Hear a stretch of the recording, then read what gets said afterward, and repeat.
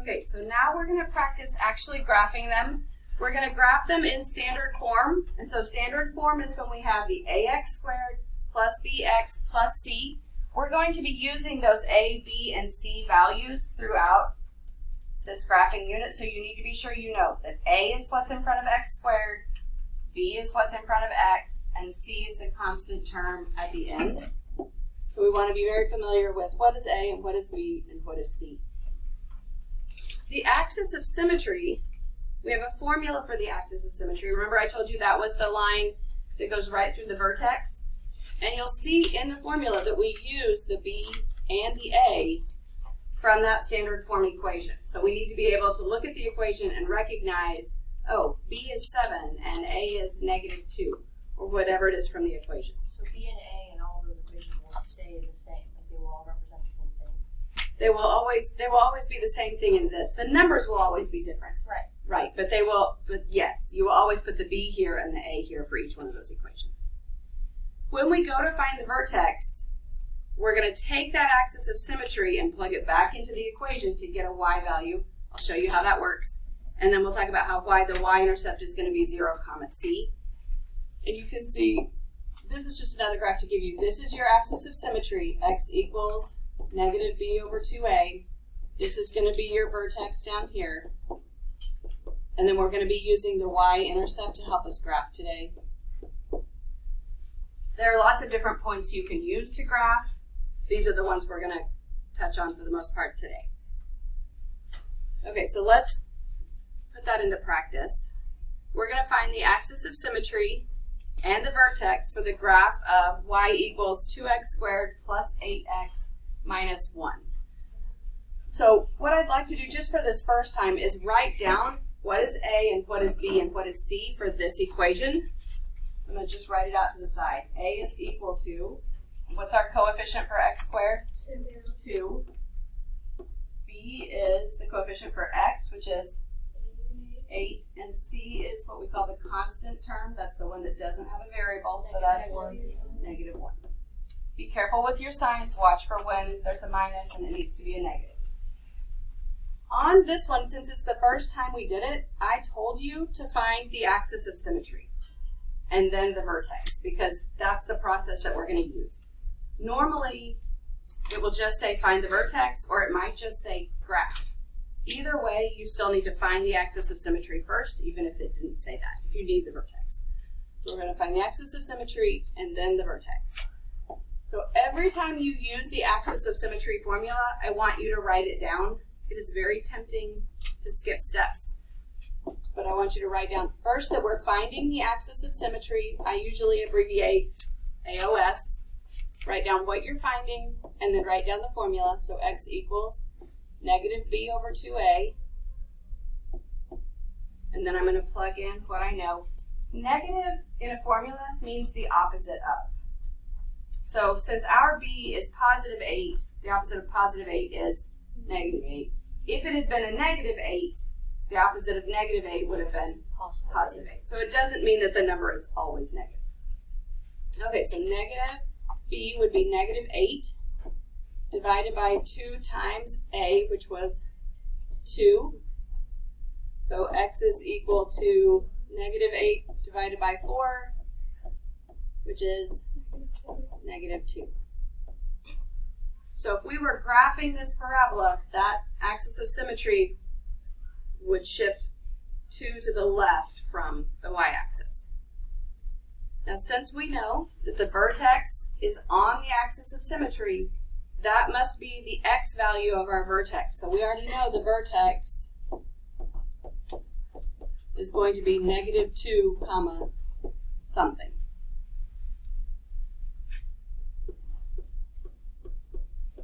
So now I'm going to label that I'm finding the vertex next, and we're going to write down the equation for our parabola. Y equals 2x squared plus 8x minus 1.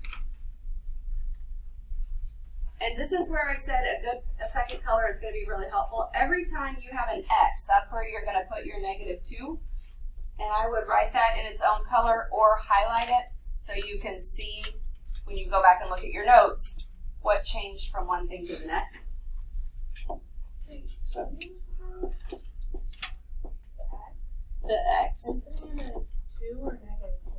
I'm going to put in a -2 since our x value was -2, and I just put it in a different color, or like I said, if you want to highlight it. Are That way these you going to can be see. on the quiz? Like, are they going to be on the quiz or on the test? The only formula you really need is x equals -b over 2a, and that probably won't be on there. But we will use it over and over and over, so it should be in your rate. When you're doing this, the simplifying, that's where the computational errors happen, so be sure that you do order of operations. Exponents come before multiplying. So what's being squared here? -2. Just the -2, right? And -2 squared is +4. Be careful. If you're at home and you're typing it into your calculator and you just type in -2 squared, the calculator is going to tell you that it's -4. And that's because of the way you tend to type it in. Be sure that if you type a negative squared into a calculator, that you put it in parentheses before you square it. That way it knows to square -2. It sees this as 2 squared times a negative. So be careful. We won't be using calculators much. We will, when the numbers get really big and ugly for word problems, we will use calculators for those problems. Unless you really want to do them by hand, and then you're welcome to. So we get here, -2 squared is 4 times 2 is 8. And then 8 times -2 is -16 minus 1.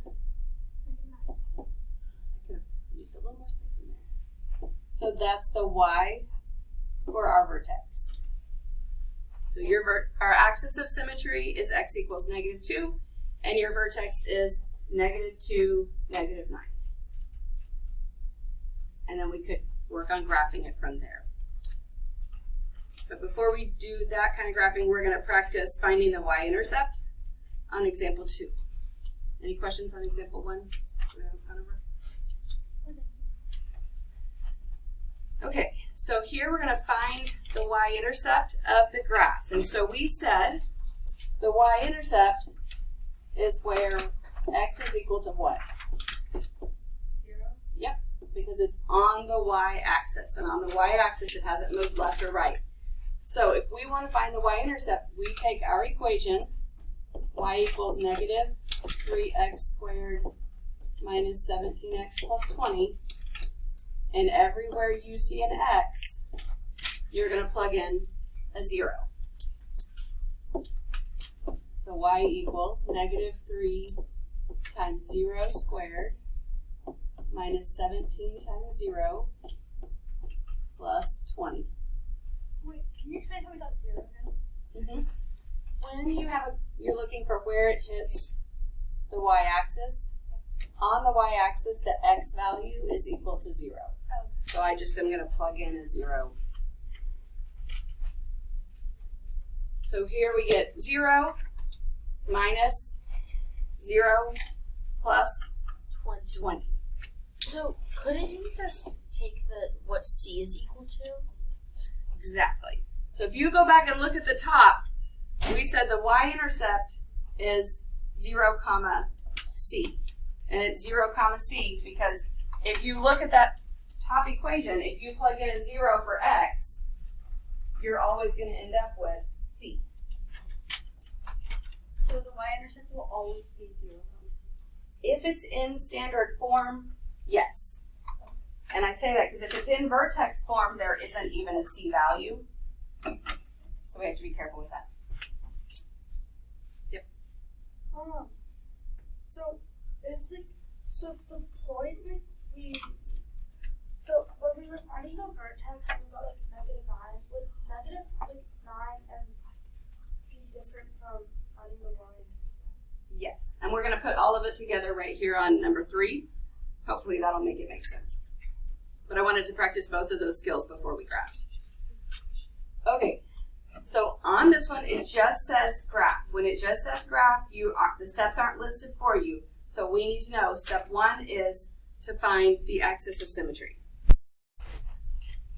So number 1 I would write first step, and I would write that we're finding the axis of symmetry so you know what we're doing. We'll write our formula, x equals negative b divided by 2a. And then we're going to plug in our numbers. So what's the value of b for this equation?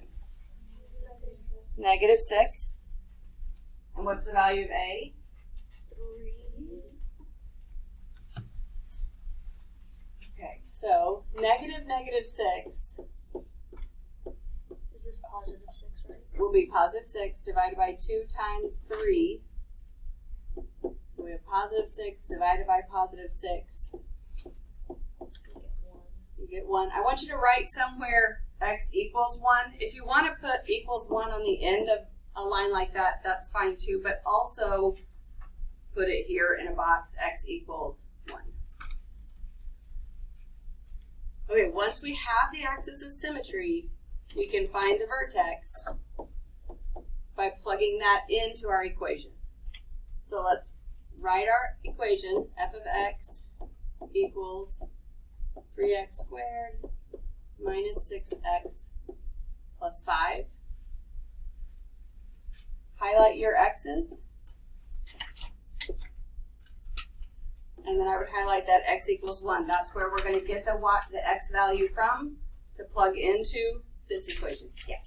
Do you want us to write it as like f of 1 equals?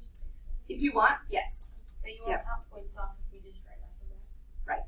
Either way is fine. We are finding f of 1, so you can say f of 1 equals 3 times 1 squared minus 6 times 1 plus 5.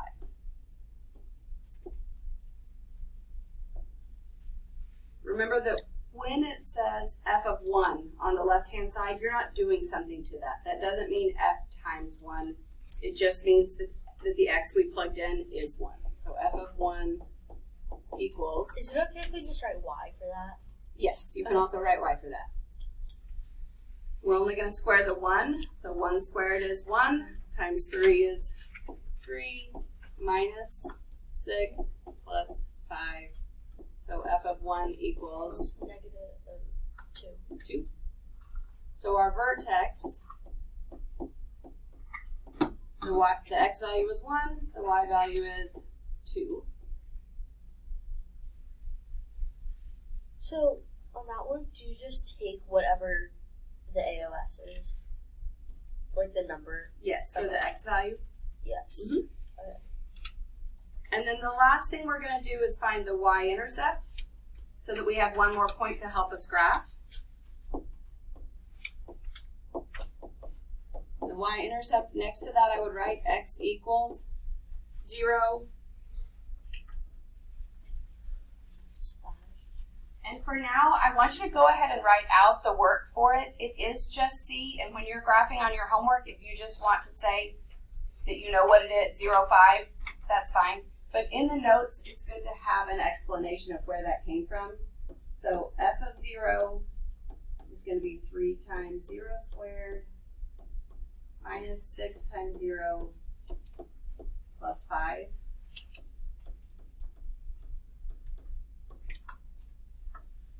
So f of 0 equals 5. So our y-intercept is going to be 0, comma 5. There's no x and y intercept in the graph. Yeah, how do you graph? Okay, so I wanted to have all of those points before we labeled our x and y axis. So if we've got this, we know our vertex is at 1, 2, and our y-intercept is at 0, 5. I want you to think about what quadrant that's in. Positive, top right. That top right, that quadrant 1. And what is the value of a for our equation? 3. 3. Since a is positive, our graph is going to open up. So it starts at 1, 2 and opens up. So almost all of our graph is going to, a lot of our graph anyway, is going to be up there in the positive quadrant. So you want to use that information to decide where you're going to put your x and y axis. I'm going to put my y-axis here and my x-axis down here near the bottom. And then we can plot the things that we know. So I would start with the axis of symmetry, which was x equals 1.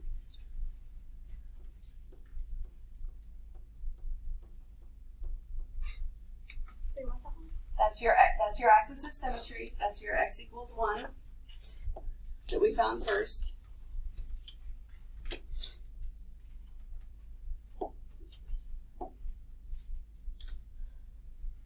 That one.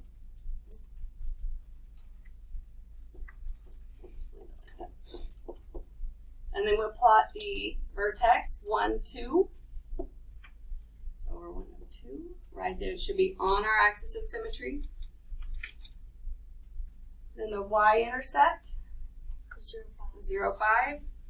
So over 0, up 5. And then we're going to use that axis of symmetry to get a point on the other side. Be sure you use the axis of symmetry and don't accidentally use the y-axis. So this y-intercept is 1 away from the axis of symmetry, so we're going to go 1 the other direction, and our point is going to be right there. Do you see how close those are together? A is 3.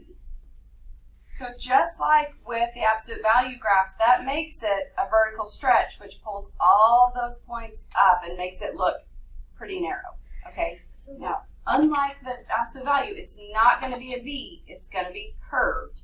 And so when you sketch this, you're going to have to kind of be careful about sketching it as a curve. Yes? So does that mean that parabolas, they don't always look like the ones up there on the board? They can look like... They can be narrower, they can be wider, they can flip upside down. Yes? how did you get the second one? This one? Yeah. Okay, so I used the line of symmetry. Let me zoom in a little bit so I can draw it a little better. Yes.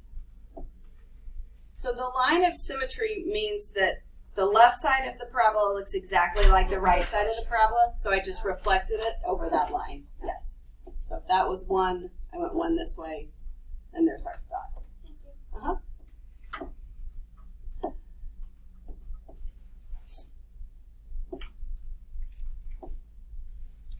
Now, if we wanted another point, we could just plug in another value of x to get another point to see where that next point would be. What I'm going to encourage you to do is when you sketch this, be very careful that you don't accidentally just start going out, that your curve should be going up. It's never going to become vertical lines, but it's going to get pretty steep so that it looks like a vertical line. I'm going to answer both of your questions right after I draw this. I like to start from the bottom when I draw my sketches so that I can kind of curve it. We want it to kind of curve and come up, like that. Yes? Wait, could you like do those like rise or run, say, oh, it's up 3 over 1 and draw more points like that, or would that not work? If we did that, they would end up being lines and it would make it look like a V. Does that mean The first point, it works for the first point, but it doesn't work for any point after that. And so I hesitate to even suggest it so that you, because I don't want you to keep doing it. Yes? Just to clarify, the vertex always goes on the axis of symmetry, right? Always, yes. Is there one more question? That was your question. All right. Just be careful because sometimes when people are graphing, they'll go like this and they'll just kind of draw the line and not pay attention to where it goes or that it crosses over other lines. So just be careful. We're going to add in some other things to help us be more specific about our parabolas at some point, but for now, these are the points we want to work on. Yes? How do you know if you're like drawing it like right? What if you like go out too far or something?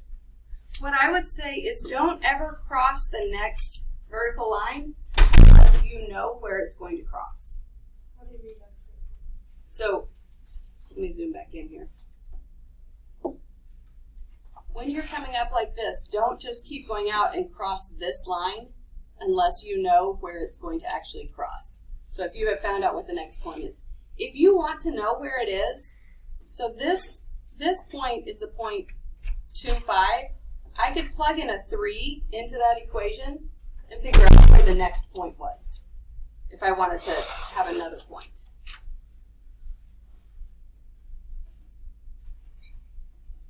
Okay, I'm going to stop this video here. The next video will pick up on the maximum and minimum values.